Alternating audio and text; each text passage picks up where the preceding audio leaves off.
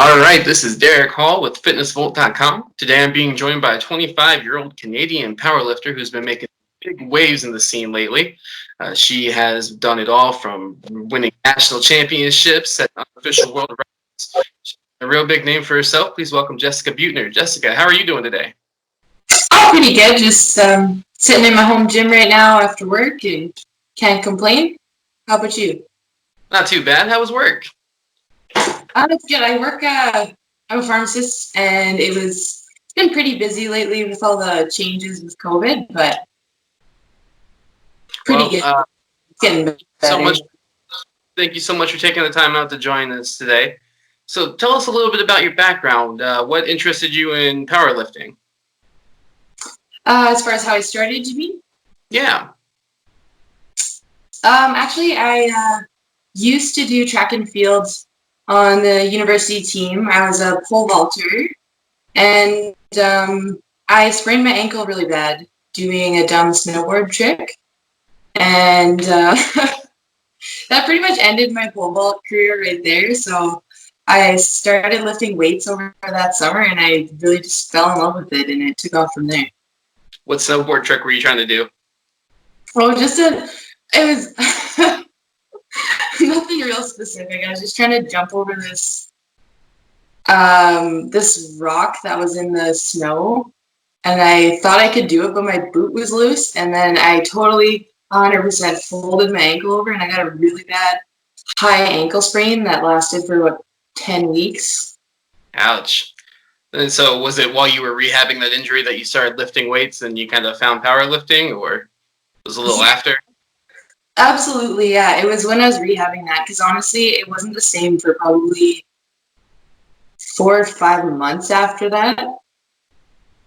I tried to do some sprinting, but you don't really get the same amount of power off that leg when you've done some damage to the ligaments there. Right.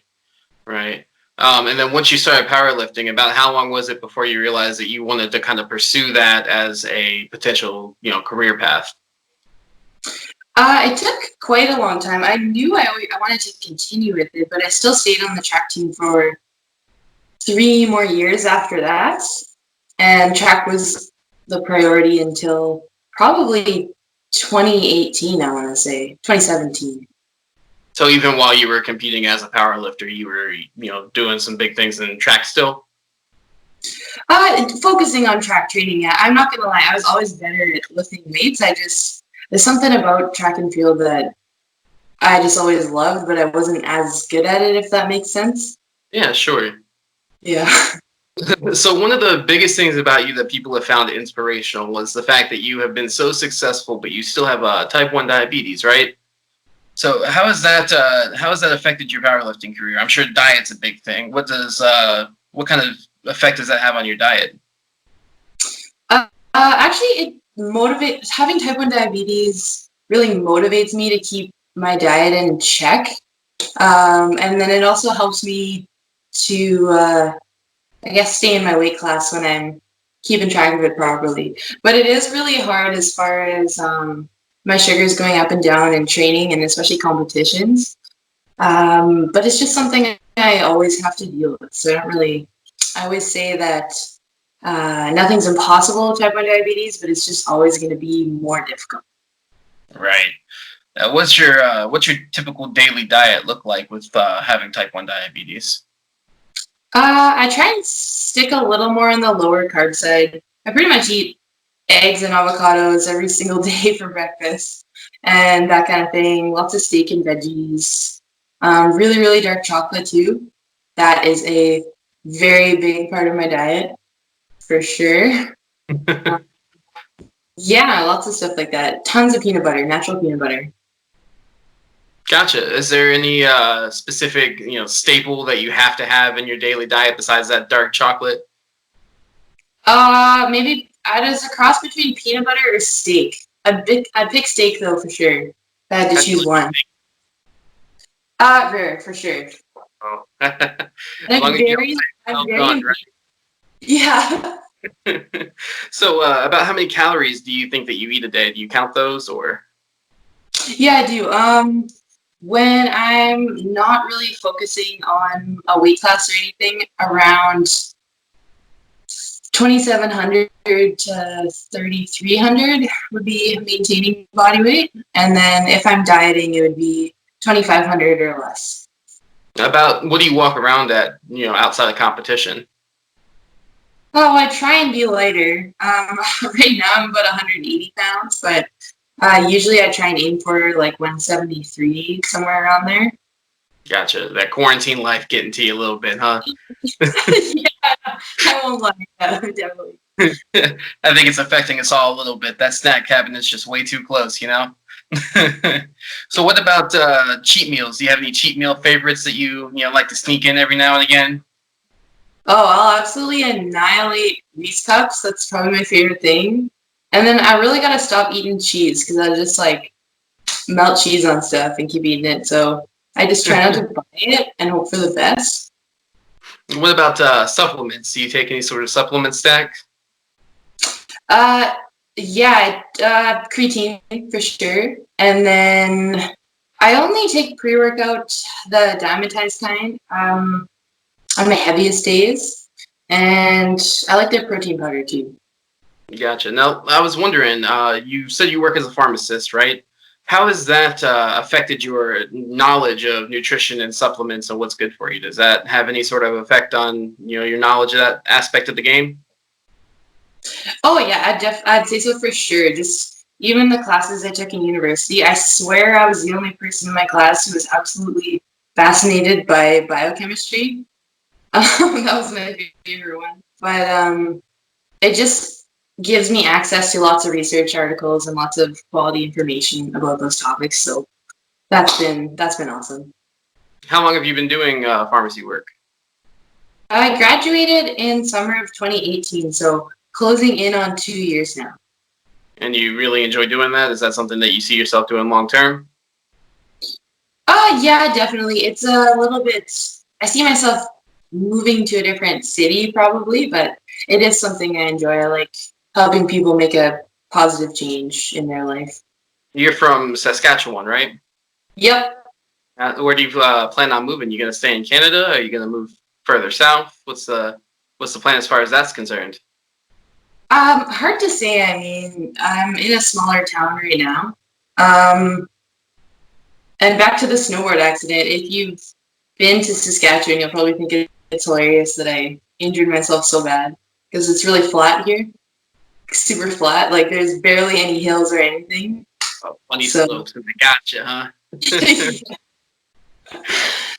um, Well, so let's talk a little bit about your training. I know you said you're in your home gym setup right now, but when you're not stuck at home, what's your usual training split look like?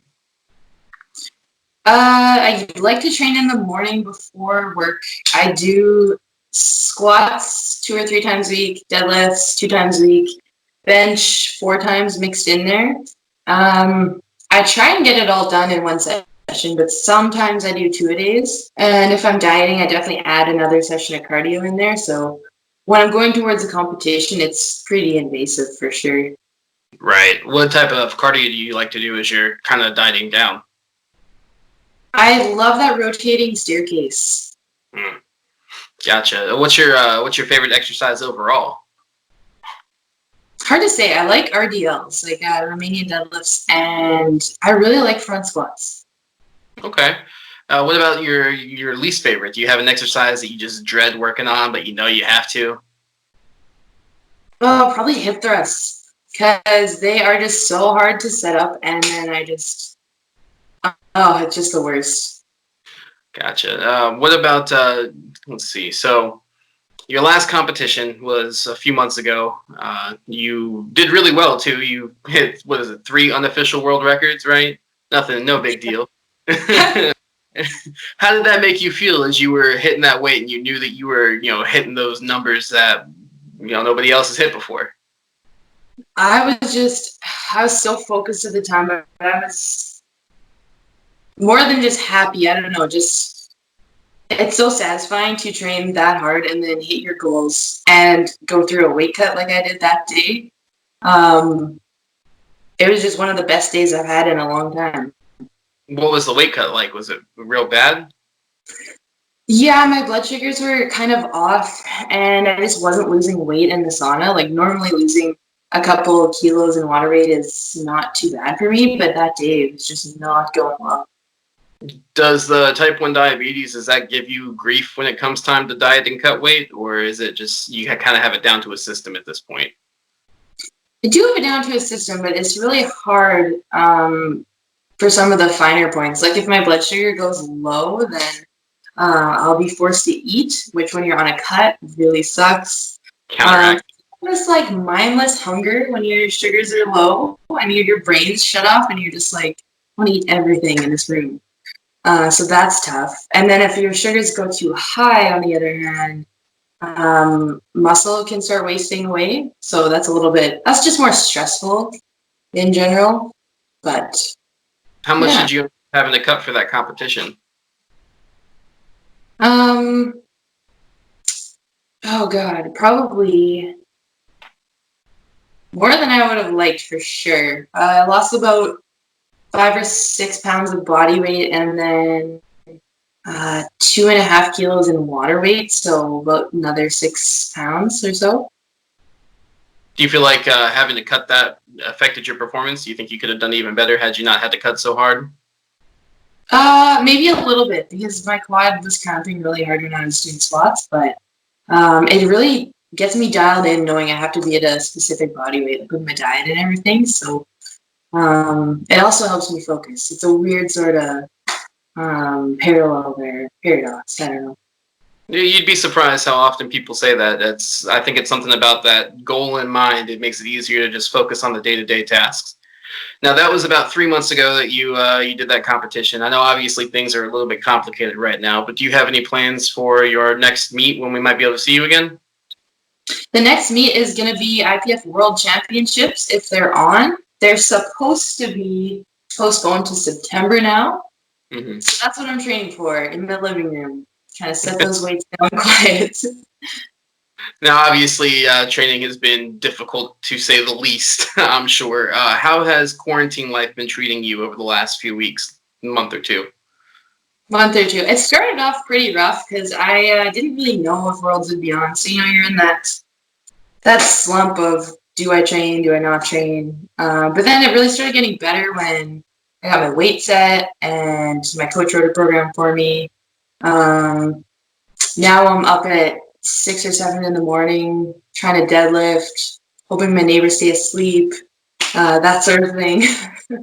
Working Well, that eccentric, yeah, getting that eccentric work for sure. what kind of training adjustments have you made in quarantine? Has your lifting schedule changed at all or anything like that?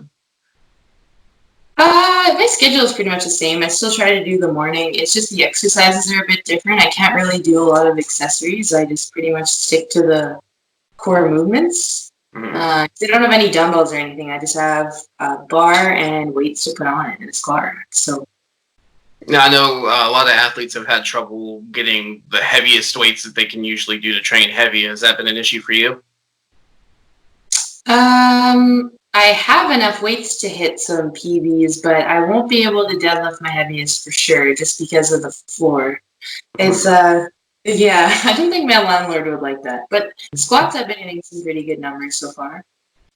Gotcha. Now, what about for your diet? I know obviously your diet's a little trickier than most. Has there been any sort of challenges in terms of keeping on track with your diet? I know obviously we all kind of put on a little bit of quarantine hibernation pounds, but what about in terms of your specific diet? Have you struggled at all? Yeah, at first for sure. I'm not gonna lie, like around Easter when um I wasn't sure if powerlifting worlds would still be on, just eating a lot of chocolate and being a little bit sad. But really not. That's pretty much what I was doing at that time. And that was a struggle for sure. Gained a little bit of weight, but now we're focusing on bringing it back down and just eating better. What about your mental health? I know obviously you said you were a little bit sad. Have you found ways to keep your mental health up during these difficult times? I just try and get outside and go for a walk in the sun. So if I stay in my place too long, that's when I definitely get in my own head for sure. Plus, I live by myself about an hour away from my actual home, so that part's been kind of tough. Gotcha. How's your family doing okay with everything going on? Oh yeah, I think they're doing fine. My dad, he's working from home, and my mom's there too, so they've been doing fine. I just don't get back to see them as much, so it's been kind of hard that way. Now, obviously, you've been hitting some pretty massive numbers, not just in competition, but in training as well. What are your current goals in terms of numbers that you want to hit for your lifts? Well, my absolute lifetime goal, I don't care if I have to wear straps and a deadlift suit and have somebody spot me, but I want to hit a 600-pound deadlift. That's my lifetime goal there. Um, and then as far as competitions go, I really want to make it to Sheffield, which, if people don't know, it's an invitational powerlifting meet where it's considered kind of the best of the best of the IPF. It's 12 women, 12 men. I want to make it to that competition and see where it goes from there. Gotcha. You don't have any specific numbers set out in terms of what you plan on hitting at your next meet or anything? Well, I would like to up my squat a little bit. I think it's possible. I want to bench over 230 pounds, so over 107, hopefully 107 kilos, but I'm going to work for that. And I want to at least, match my deadlift, if not a bit more, because at Nationals I had some more in the tank, so we'll see if I can do that with all this craziness going on. Gotcha. Now, we're almost done. I really appreciate your time. Is there anything that I missed that you've got going on in your life that you want to share with your fans?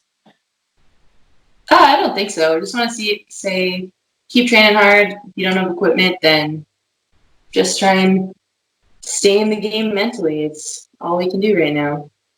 All right. Well, thank you so much for taking the time out to speak with us. You are a very inspirational young lady, and we look forward to seeing you compete soon. And we hope to hear from you again soon, okay? Yeah, for sure. Thanks for having me. All right. Thanks, Jessica. You take care. You.